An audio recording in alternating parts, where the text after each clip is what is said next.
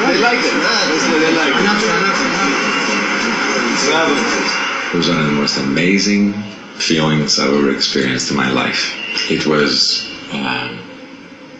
like I was on stage for the first time. I was nervous, but at the same time, there's a tremendous pleasure associated with it. It was like a dream that I've had for so many years finally was taking place, and I wanted to put it all in too. I wanted to enjoy it, but at the same time, I couldn't forget I was on stage and I was performing. Thank you. Great. Great job. Great job. Great job. You believe this? It's amazing. What I can tell the fan is that this is one of the most important turning points in my life and my career. And it definitely has left its mark in the world. I wanted people to see this concert for ever. I wanted to go out there. I wanted to tell them what happened. And so, you know what they say, if it's not on video, it never happened. I started that 25 years ago, I was saying that.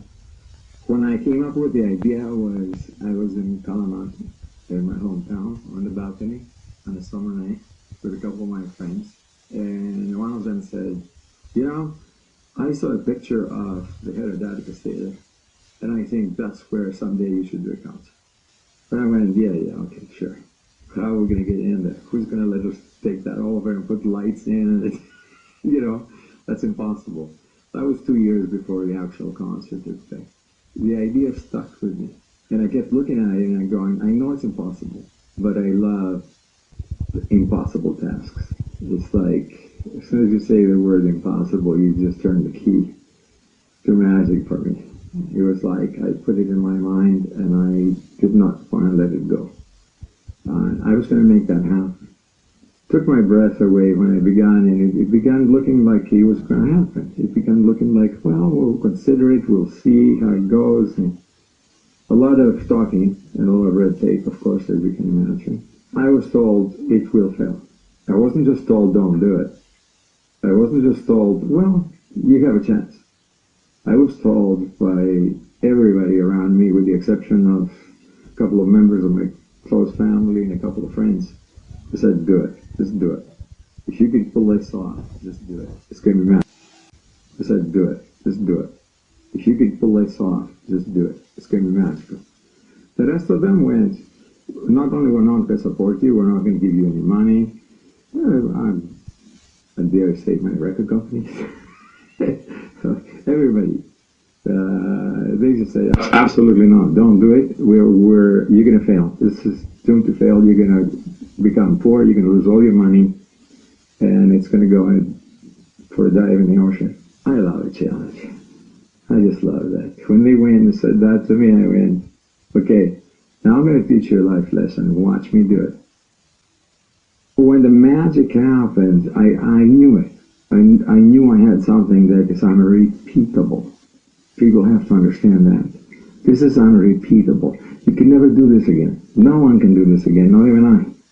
Even if you told me the next day do it again, it wouldn't be the same. It was that particular moment in time encapsulated that captured the magic and also makes it magical. Later, as the years went by, 25 to be exact, I thought, is there any way to take this VHS and turn it into 1080p, 16 by 9, improve and enhance the experience without destroying the magic that it contains in it, without fixing it too much. You can't just go in there and take something that's classic, like the Acropolis concert, and start pushing things around and making, oh, it looks better, it sounds better. So what? But you just ruined it. So I approached it with a very light touch. Creating the set list for the Acropolis tour was not an easy task, because I know a lot of the songs are the favorites that people must hear, but also the concert is going to last 2.5 hours. So I must try to play as many of the Acropolis songs as I can, in their entirety, because a lot of times I tend to make them into medleys so I can fit more songs per concert. I pretty much knew right away which songs had to be there, and they are. But also, again, that's where the past and the present become one. Here's something I've never said before. I was told by someone very dear to me, very close to me, that if you win this battle, if you actually manage to make the impossible possible and go to Greece and perform at the Herodoticus Theater, you're a Superman like with kryptonite. You lose your strength when you're there, because it brings back all the memories of weaknesses when you were younger and all the bad things that happened. And when you're a young kid, you don't have as much strength, as much power over what your life is going to be like. All the issues that arose when I was a kid showed up. And she told me that if I was able to complete this task, all that would go away. Guess what? It did. It did. I was free. I never said this before. This is the first time. I was free all of a sudden. I just realized, okay, I'm done with this part. I have accepted the challenge, and I have emerged victorious on the other end. Thank you very much. I accept. I'm not trying to recreate the Acropolis. I'm celebrating the fact I'm here, that I can play these songs 25 years later, and people are interested to come and see it. I know how much this particular event has meant for millions of people around the world. How many families have come together, how many generations of people. I see 6-year-olds and mom and grandma and grandpa, and you can look down on my audience and you can see a guy with a who's in a leather jacket, biker, right next to grandma, and they're both going like this. I didn't write music to do that. Nobody can do that. I wrote music because I loved that particular piece of music. It spoke to me. It expressed my emotion. And then it's like a baby. Once you let it go your studio, you have no control over it. You send it out to the world. And the world does with it what the world wants to do with it. Some people enjoy it a lot, and apparently it crossed generation barriers, and I've said it many times before. The world's language is music. I do believe that in 2018 my music has taken a very important new meaning. I think people are beginning to catch on and catch up with what was there and what is there and what's there to come. We haven't heard myriads and myriads of stories about the healing power of my music, how people use them in any imaginable way it can cross your mind. From going through chemotherapy and the pain and unbearable pain and loss of a loved one in the family, child, father, mother, being sick, coming off from accidents, from car accidents, and being in a bed for 4 years and still being able to walk. I actually just saw recently somebody that came to my concert, and he could not walk. He had been in an accident, and he made sure that he stood up for me. I kept saying, no. It was at the end of the concert. I kept saying, no, sit. I knew he was. No, he insisted. And the two people beside him just helped him get up, and he got up. He insisted, how do you get so deep inside people's hearts, that they want to do this for you? It's pretty amazing. I have played with some of the best musicians on the whole planet. And there's so many that if I brought them all together again, probably have a band of 120 people. It would be an amazing band, but it's an impossible task. That cannot be done. The musicians that I take with me, first of all, I have small prerequisites. They have to be the best in the world. They have to be great human beings. They have to have a great spirit of giving and be nice to their fellow musicians and teach each other. This is not a competition. This is camaraderie. It's a team. I put together a team. and they all care about each other. And you will see that on stage, the way they look at each other. So many that if I brought them all together again, probably have a band of 120 people. It would be an amazing band, but it's an impossible task. That cannot be done. The musicians that I take with me, first of all, they have small prerequisites. They have to be the best in the world. They have to be great human beings. They have to have a great spirit of giving and be nice to their fellow musicians and teach each other. This is not a competition. This is camaraderie. It's a team. I put together a team. And they all care about each other. And you will see that on stage, the way they look at each other. And if somebody's getting in trouble with some wires getting tangled in somebody's feet or the shoe or something is not happening right, the person next to them will immediately run and fix whatever they look. They pay attention about everybody. They know that Sambal is about to get up to do a concert, to do a solo. And if he gets up and they know that his wire is caught behind on the chair and he can't move, they'll go and lift the chair, pull the wire, and everything's fine. You will be original because there's only one of you on this planet. All it takes is you have to love it. You have to have a passion for it. In other words, they can't keep you away from your instrument, whether it's the violin, the guitar, the piano, the drums, whatever it is. And the brilliance comes with that. Since I was young, I always tried to materialize things that I heard in my head. A lot of people say that to me. They say, I hear music in my head and then I can't make it materialize. How can I do that? Well, that's how I started too. And then the more you make it materialize I figured out how to write it down on a piece of paper with my own little shorthand, and then I would try to play it on the piano, and that process got better and faster and better and faster, and pretty soon I realized I don't need to write anything down because I will never forget it, because I have facts in the studio where I would record 2 hours of me playing the piano, and in there I would find 6 themes that I have not recorded yet, that I have yet on another tape. They reappear. If you've been there, in that area, that neighborhood of music, it reappears. So as I shortened, I called it the process of destruction. It's like when I hear a piece of music and I go to my tape recorder and I begin with my keyboards and my piano and whatever else, try to make it real so you can hear it. I call that the process of destruction because a lot of times you don't get what you originally hear in your mind. Everything in your mind is perfect.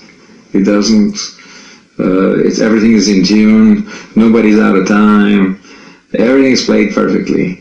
And yet when you try to translate it, a lot of nuances are lost in the translation.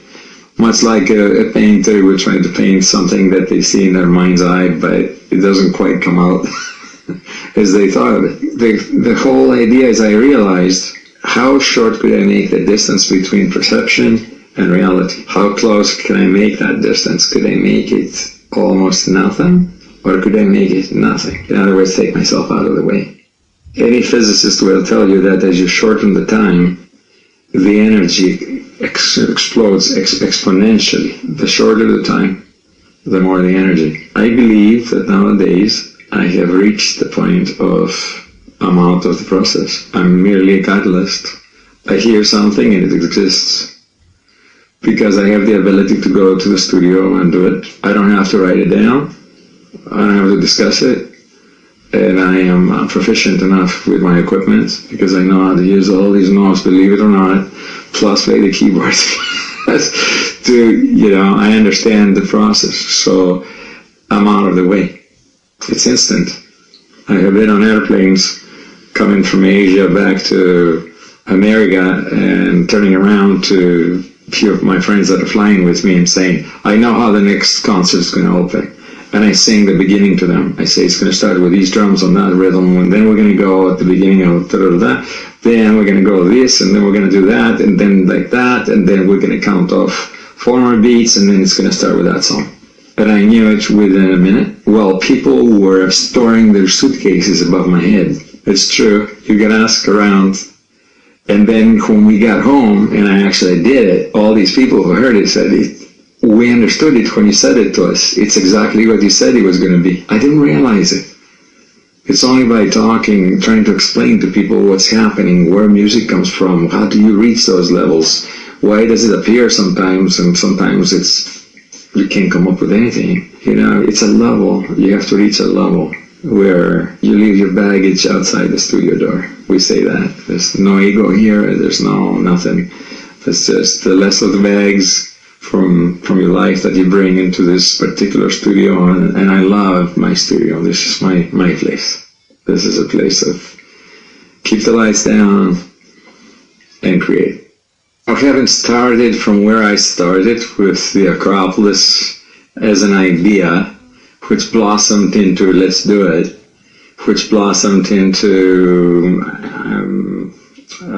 becoming very strong because of the opposition I received, which turned me on to reach these levels. I remember when we finished it, I was completely broke, and we were sitting in Los Angeles outside Edit Bay, sitting on the pavement, and cars were driving by with the director back there.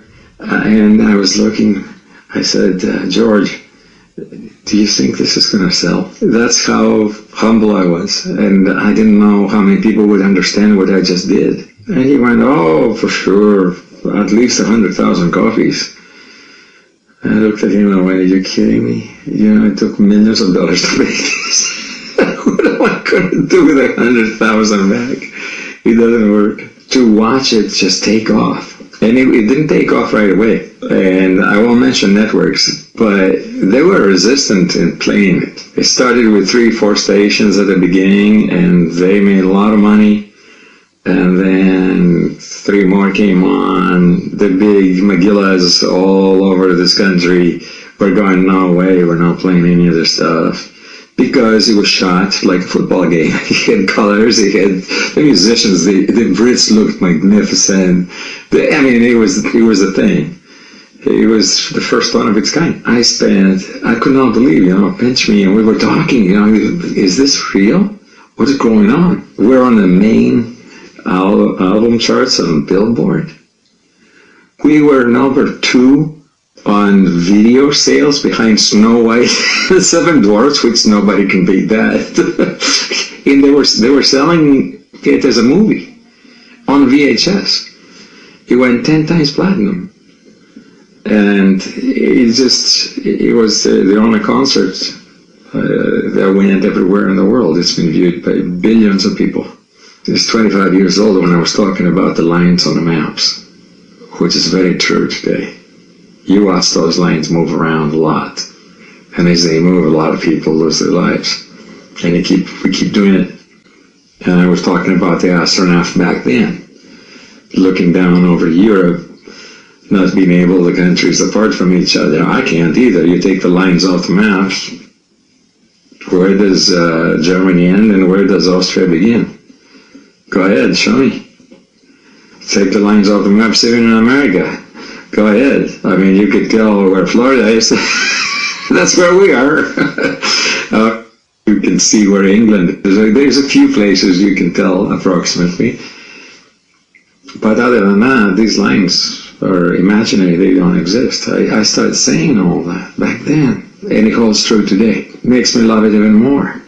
The thinking process is anything that comes to my mind, I let it come in, I think about it, take it to the end. As long as it wants to be there, it's there. Even though I'm sitting here in this particular room, writing music and looking for music, I don't control my mind into, you must give me some music now. I just stay quiet. Most people can't do that. They have to have a TV on, they have to be talking to somebody, reading something, looking at their computer, or there's got to be some noise around. This is weird when it's dead silence. All of a sudden I'm thinking about this, I'm thinking about that. Even life's mysteries become transparent. Truths come to me. I've asked for only truths from life. Please, I don't need lies. I don't need sugar-coated stuff. Just tell me the truth. I can handle the truth. Just tell me the truth. That's all I want in life. Accommodates you. It just brings you truth. If you go back in my career, not to sound conceited, I only did what I wanted to do. And I always did that. And if you watch the Acropolis, one of the documentaries, it wasn't that the Acropolis actually leaves. My own mother said, you know him, he only does what he wants to do or what he likes to do. She gave me up. That's it. That was the secret. I never followed any trends. Since when? They didn't know what to do with me when I started doing music. What kind of music is that? You know, I didn't care. I liked it. I do what I like. If I like it, it goes out. If I don't like it, it's gone. People hear me say, no, it's okay, don't throw that away. No, I don't like it, it's gone. It's what I like. And that's, how long is a song? As long as I require it to be. If I have things to say, it'll be this long. If I run out of things to say and I've said everything I need to say and expressed everything I need to express, it will be 2 minutes and 45 seconds, like one man's dream. Well, I could play it for 8 minutes, but I didn't need to. I said everything I wanted to say. I'm done. On the other hand, if I play a song like Deliverance, which I played for the Taj Mahal, it's over 7 minutes long. I don't remember how long it is because I had a lot of things to say. I wrote it just like the old composers did. There is no verse, chorus, bridge, chorus, chorus. The standard formation of a radio hit. I never wrote for radio. I just wrote music. I mixed electronics with acoustics. Who did that? Nobody. Now everybody's doing it. All of a sudden I'm watching movies and I'm hearing my music in them. Hearing blends of electronics and acoustics, and I'm also hearing quite a lot of 7/8s in there. They started about 5 years ago, and I recognize one of them now. Unabashedly, they use it in every chase scene. Or anything that happens to the movie is like, here comes a 7. Doom, doom, doom, doom, doom, doom, doom. Would you stop stealing? Actually, it's not steal. It's a form of flattery anyway. So that means they like it. Thank God they liked something I did. It's good. There's a shot on the Acropolis where the camera is right above me. We've never been able to do a shot like that. The poor guy, the camera guy, is up about 60, 50 feet in the air from the wall on probably a platform about this big with a camera at the end, and he's hanging in midair shooting straight down at the piano. And so I have a shot that you can see both of my hands above the piano. I'm going, George, you're crazy. If this guy falls, we're gonna be in trouble. But that was George. There was no shots he couldn't get. He was gonna get the most amazing shots. Another shot too, from that I'm very proud of. How we managed to have me play the piano, and I'm playing Felice, and you can see my father and my mother and Linda, Linda Evans, sitting, and they're the only people lit specifically for that shot. If you look during Felice, you will see me level. I'm here playing the piano, the camera is this way, so it's straight across from me, and you can see my mom and dad right there. That's not so easy to get. We've never been able to get anything like that again. And that's because the ball is going up. This is the happy accidents I was talking about. So we got lucky a lot. I think it had a lot to do with my praying too, but we got lucky a lot. And I like that. We accept miracles is my favorite word. We accept miracles.